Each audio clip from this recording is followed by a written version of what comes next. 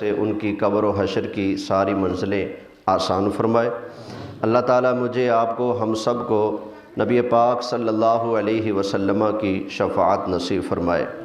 آپ دیکھ رہے ہیں ہمارے علاقے کی آن شان پیر طریقت رہبر شریعت حضرت علامہ مولانا پیر سید غلام یاسین شاہ صاحب بخاری زدہ شرفہ، آپ تشریف فرما ہے۔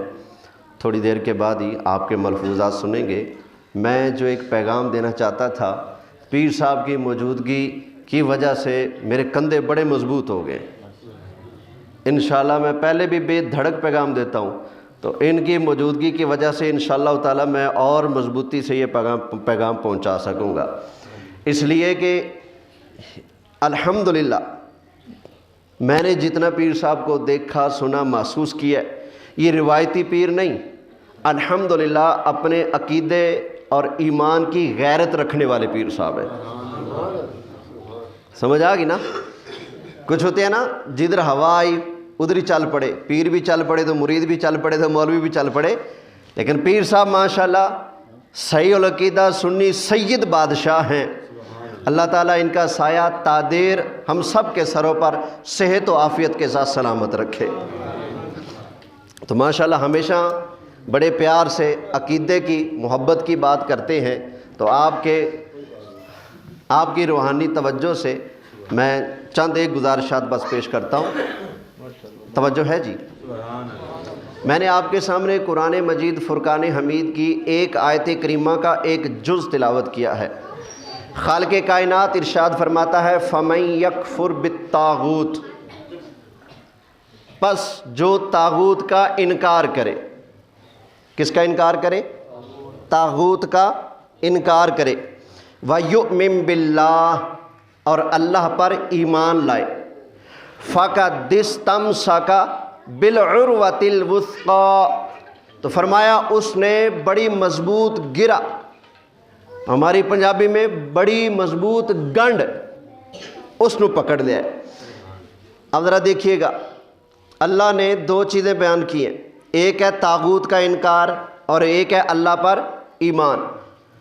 ذرا پوری توجہ رکھ کے میری بات سنیے گا اور غور کیجیے گا، اللہ نے انکار پہلے رکھا ہے یا ایمان پہلے رکھا ہے؟ بولے انکار پہلے ایمان؟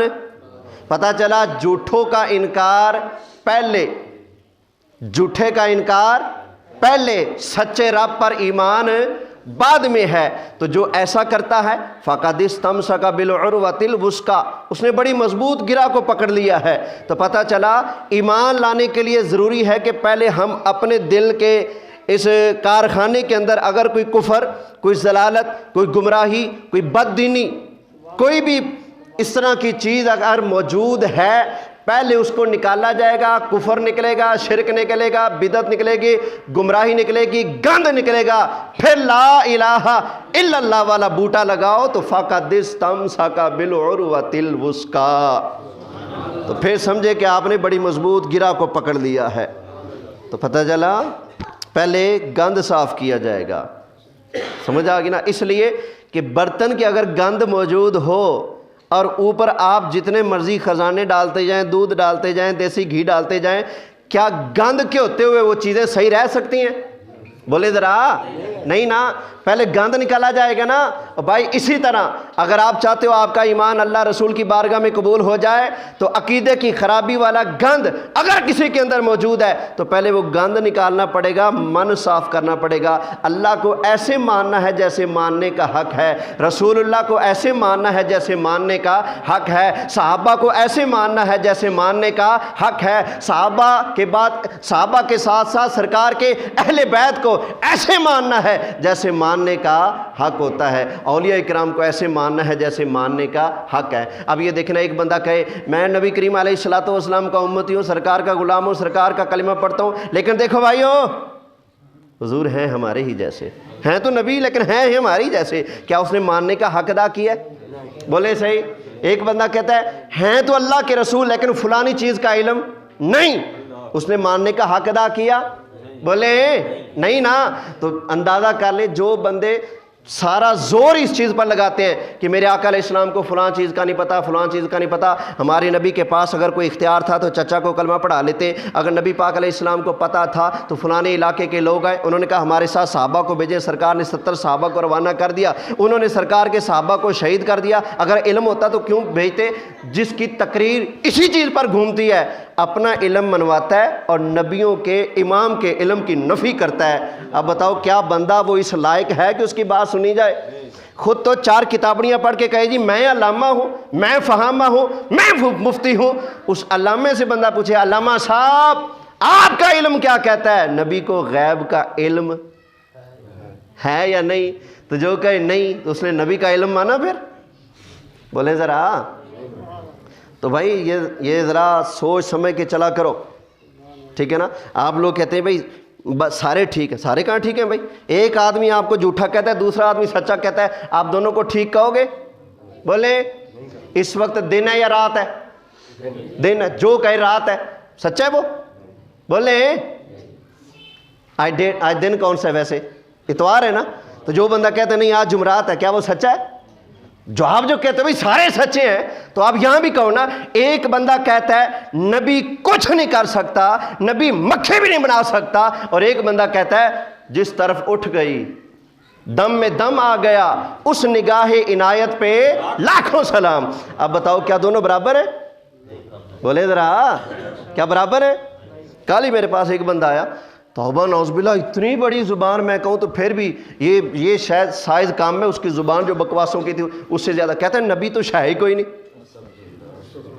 اب بتائیں جن کی یہ زبانیں ہو چکی ہیں اس وقت، کیا ہمیں ضرورت نہیں کہ ہم پہچان کر کے تھوڑے سے جئیں؟ جو جیے دلیل سے جیے، جو مرے وہ بھی دلیل سے مرے.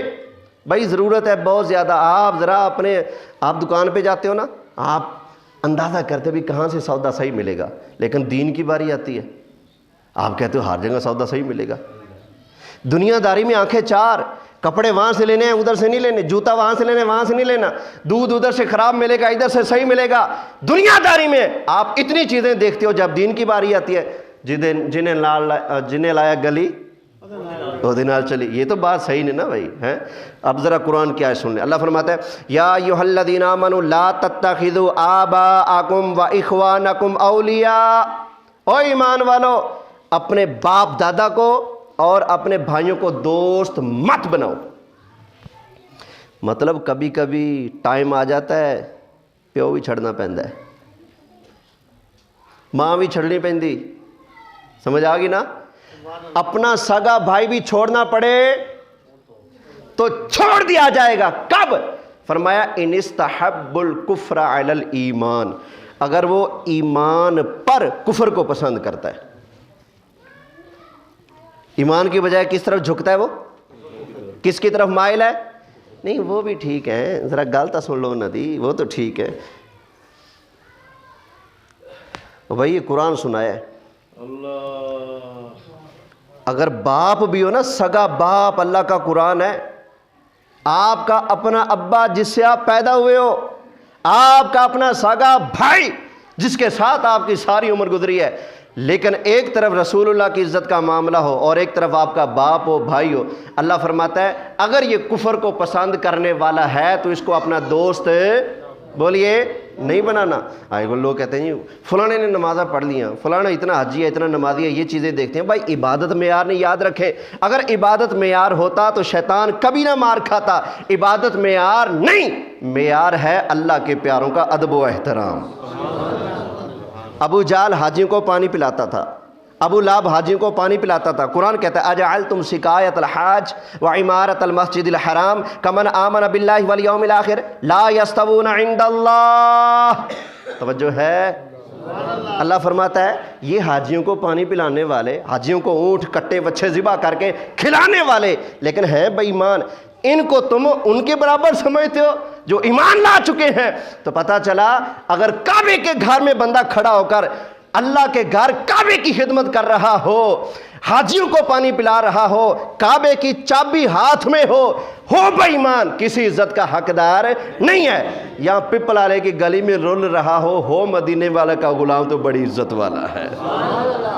تو اصل معیار ہے سرکار کی غلامی، سرکار کا پیار۔ اللہ ہمیں نصیب فرمائے۔ وآخر دعوانا ان الحمد للہ رب العالمین۔